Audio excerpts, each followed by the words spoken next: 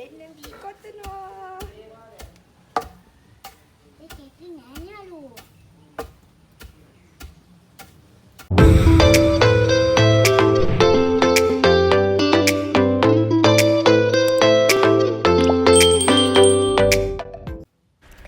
Hello ඉතින් කොහොමද හැමෝම හොඳින් ඇති කියලා හිතනවා. දැන් මීට අවුරුදු 2කට කලින් කරපු වීඩියෝ ව්ලොග් එකක් තමයි මම අද අරගෙන එන්නේ. මට හිතුණා මේක මම දාන්න පොඩක් පරක් වුණා. මේ ඇත්තටම ටිකක් හොයලා බලනකොට ගෑලරි වල තිබ්බ වීඩියෝස් එක තමයි මම මේ ව්ලොග් එක අරගෙන ආවේ. මගේ චූටි මණිකට බත් දීපු වීඩියෝ එක තමයි අද අරන් ඇවිල්ලා තියෙන්නේ. මම හිතනවා ගොඩක් අම්මලට ඒක වැදගත් වෙයි කියලා. මොකද මමත් ඇත්තටම නැකත් බැලුවේ නැහැ. මමත් වීඩියෝස් බලලා කරන්න ඕන දේවල් ටික අරගෙන අනිත් ඒවා බැහැර කරලා චාම් විදිහට මගේ චූටි මණිකට බත් දුන්නා. ආගම මුල් කරගෙන. ඉතින් අපි බලමු කොහොමද මගේ පුතුට මම බත් දුන්නේ කොහොමද කියලා. මං අහලා තියෙනවා දුවෙක්ට ඔත්තේ සංඛ්‍යාවලිනුත් පුතෙක්ට ඉරක්ටි සංඛ්‍යාවලිනුත් යදෙන මාසවලදී බත් දෙන්න කියලා. මම මාස 9න් තමයි බත් දුන්නේ. ඉතින් රාහු කාලේ බලලා උදේ නැකත් තියෙන වෙලාවේ මං හැමදේම මම තනියෙන් හදාගෙන අම්මලගේ උදව් ඇතුව ඒ ටික කරලා මං දරුවත් එක්ක ඔක්කොම රෙඩි වුණා. මේ විදිහට ලෑස්ති කරලා උදේ වරුවේ මොකද මම වැඩියක් තෝරගත්තේ එයා නිදා ගන්න ටයිම් එක මග අරගන්න ඕනේ හින්දා. මොකද නිදිමතත් එක්ක චූටි බබාලා එක්ක වැඩක් කරන්න හරි අමාරුයි. ඒත් මගේ අවාසනාවකට එයාට ඒ ටයිම් එකේම නිදිමත සෙට් වුණා සහ එදා ගොඩක් ගෙදර සෙනක හිටපු නිසා එයා චුට්ටක් බය වෙලා හිටියේ. ඉතින් හරියට එයා ගොඩ වෙලාවක් ගියා එයාගේ අතින් මොන හරි මෙතන තියෙන දෙයක් අතින් අල්ලවන්න. එයා ඉස්සෙල්ලාම සල්ලි තමයි අත ගෑවේ. ඉතින් ඒක කරන්නත් ගොඩ වෙලාවක් හිටියා අපි කට්ටිය බලාගෙන එක දේවල් කරා. ඒ ටිකකින් මං අරගත්තු චූටි වීඩියෝස් ටිකක් තමයි ඔයාලට අරගෙන ඇවිල්ලා තියෙන්නේ. ඒ දේන සජ්ජේන සුවස්ති හෝතු එපා අහන්නකෝ ෂේප් එක විදියට අක්කම ආඩෙන්න කට්ටිය වැඩ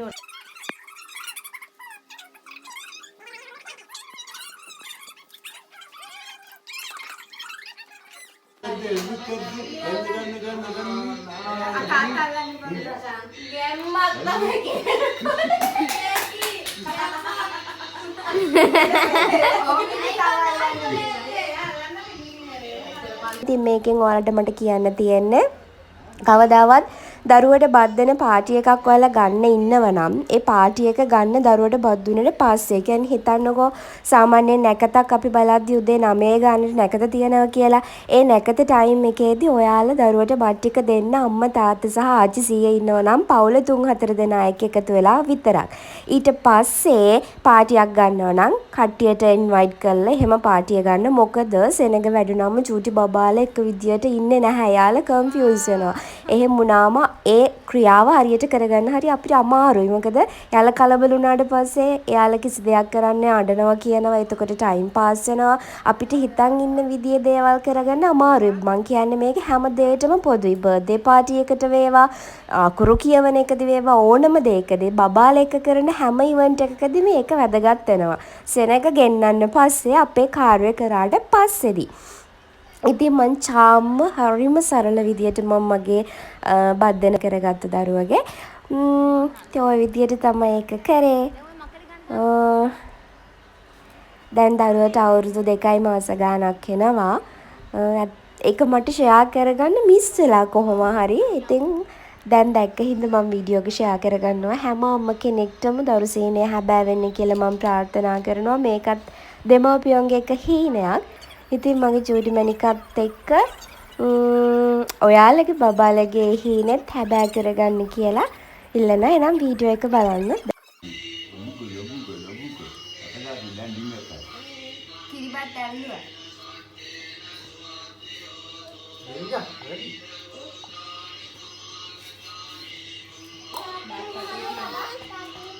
ඉස්තෝලේ ගුල්වද.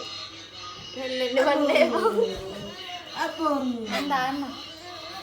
ඒ. ආයි මොනවාද? අනේ වන්නන්නේ. එක තෝ. කිරි ගන්න. ගේම්මත්. අයිස වියට් උදු අම්මෝ මගේ ෆෝන් එකක් තියලා නේ කෑම මේසෙට. පැකට් එක ඇති පුතේ මේසෙ වල. කේක් නම් ආයි තුරුසි.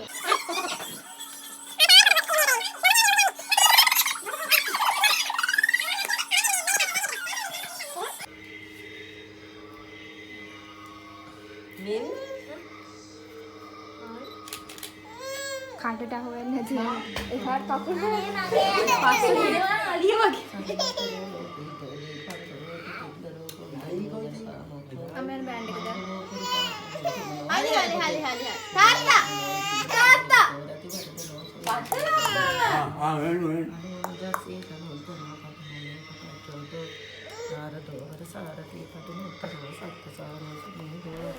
මම අහලා තියෙනවා මේ බද්දෙන චාරිත්‍ර වාරිත්‍ර ප්‍රදේශයෙන් ප්‍රදේශයට වෙනස් වෙනවා කියලා.